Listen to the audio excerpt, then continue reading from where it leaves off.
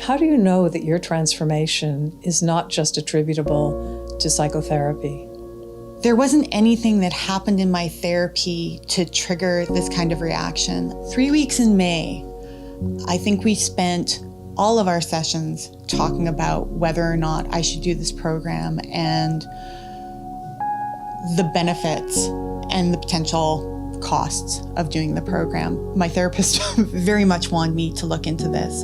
We took the whole month of June off because she was concerned that once I started the intensive, that it would trigger things and that I would need therapeutic support at that time, which I thought was kind of ridiculous.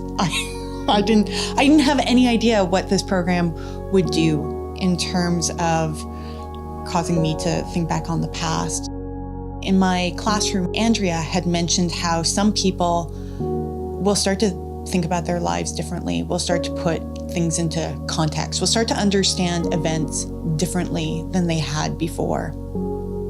A year and a half of therapy all of a sudden has come into focus. And I don't think it's because of anything that my therapist necessarily said. It's just because doing the clocks, I'm able to understand things differently. I'm able to see my patterns. And that's something that your therapist can't do for you. She can't make you see it. I mean, she can point it out in ways, but it's not the same as understanding it for yourself and being able to say, oh, I want to change my behavior.